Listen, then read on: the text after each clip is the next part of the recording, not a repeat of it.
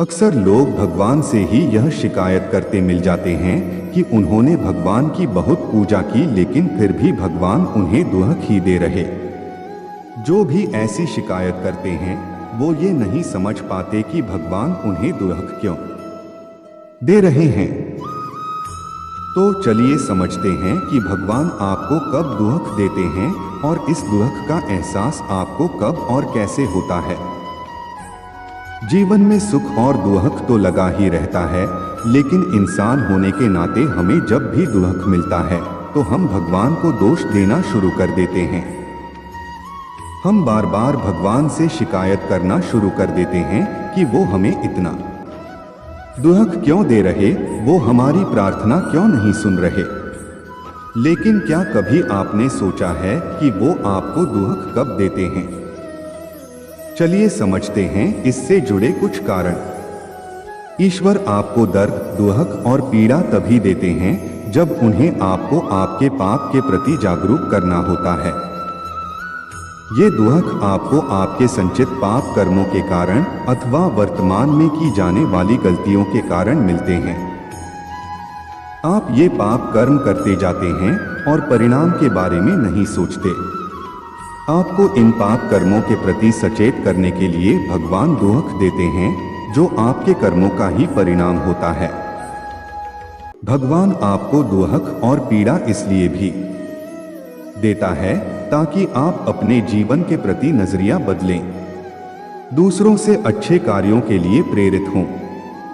भगवान द्वारा दुख देने का तीसरा कारण यह है कि वह आपको अपने करीब रखना चाहता है।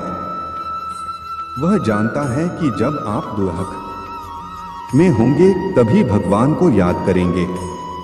भगवान के जरिए उस दुख से निकलने का मार्ग सोचेंगे। ईश्वर अपने साथ के जरिए आपको सहन शक्ति देता है, लेकिन उनकी कोशिश यही होती है कि वह सन्मार्ग पर चलें। वह चाहते हैं कि आप उनके प्रति ऐसा समर्पण रखें कि उनके और आपके बीच अटूट रिश्ता बन जाए। ईश्वर की संगति में किसी की दुर्गति नहीं होती, क्योंकि आप ईश्वर की भक्ति में इतने लीन रहते हैं कि अपने कर्मों और भावों को डोट पवित्र करते रहते हैं। इसलिए जब भी भगवान आपको दुख दे तो कभी ये न सोचें कि वो आपको परेशान करने, दर्द देने या आप पर रहम न करने के लिए ऐसा कर रहे। आप ये सोचें कि उस वक्त वो सबसे अधिक आप पर ही विचार कर रहे होते हैं और चाहते हैं कि आप अपने बुरे कर्मों को जल्द से जल्द खत्म कर दें ताकि अपना अच्छा भविष्य तैयार कर सकें। आपको दुख का एहसास कब होता है? भगवान दुख तो देते हैं, लेकिन इस दुख का एहसास होना कब शुरू होता है? कई लोग दर्द को ही दुख समझ लेते हैं। दुख का जुड़ाव भावनाओं से होता है और दर्द का बुद्धि से। जब आपकी भावनाएं आहत होने लगती हैं तो आपको दुख होने लगता है। भावनाएं हमेशा मन, देखना, सुनना और आत्मा के साथ जुड़ा होता है और इन्हीं माध्यमों से आहत होता है। इसलिए जब आत्मा पर चोट लगती है तो दुख का एहसास होता है और आत्मा के जरिए उस परमात्मा की याद आती है। मनुष्य की कामनाएं उसके कर्मों को प्रभावित करती हैं। मनुष्य के ये कर्म उसकी 5 इंद्रियों से जुड़ी होती हैं। जब इन 5 इंद्रियों की इच्छाएं पूर्ण नहीं होती हैं तो दुख की उत्पत्ति होती है। दुखों पर नियंत्रण करने के लिए अपनी इच्छाओं का दमन करना सीख लेने से या अपने कर्मों को सुधार लेने से दुख का एहसास कम हो जाता है।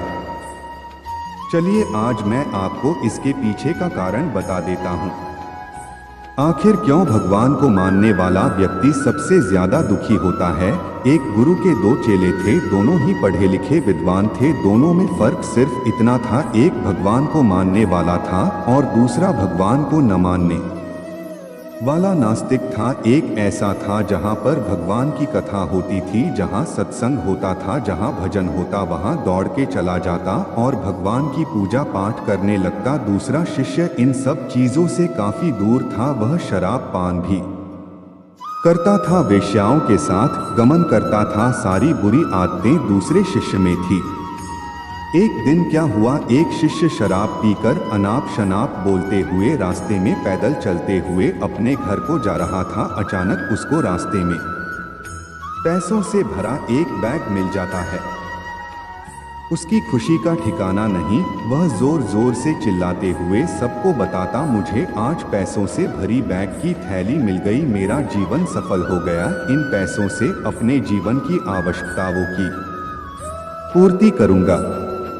वही दूसरा मित्र मंदिर से भजन करते हुए अपने घर को जा रहा था। अचानक उसकी पैर में एक बड़ी कील चुभ जाती है, रक्त निकलने लगता है। ठीक उसी समय दूसरा शिष्य भी वहीं पहुंचता है और हंसते हुए उसको बोलने लगता है, क्यों तुम ही हो ना जो सबसे ज्यादा पूजा पाठ करते हो, भगवान का भजन करते हो, क्या दिया तुम्हारे भगवान ने तुम्हें? मुझे देखो, मैं कभी मंदिर नहीं गया, मैंने कोई भी काम अच्छा नहीं किया, मेरे घर में भगवान का मंदिर भी नहीं है, मैंने कभी अपने घर में सत्यनारायण का कथा नहीं कराया, भगवान के सामने कभी माथा नहीं टेका, फिर भी मैं कितना संपन्न हूँ, अमीर हूँ, मेरे पास पैसों की कोई कमी नहीं है, सबसे ज्यादा सुखी जीवन में ही जी रहा हूँ।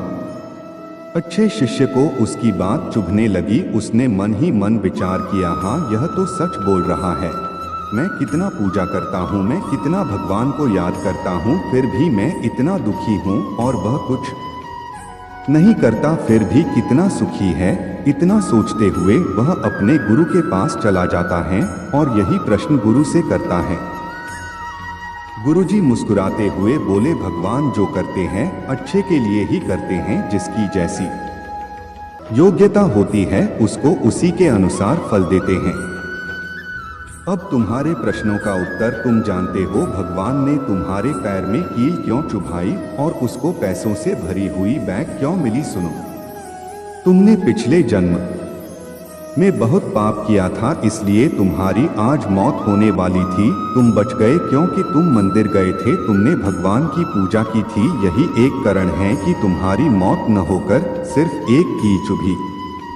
अब तुम्हारे मित्र की बात करते हैं। पूर्व जन्म में वो एक संत महापुरुष था, इसलिए उसकी आज किस्मत बदलने वाली थी, करोड़ों के संपत्ति का मालिक बनने वाला था।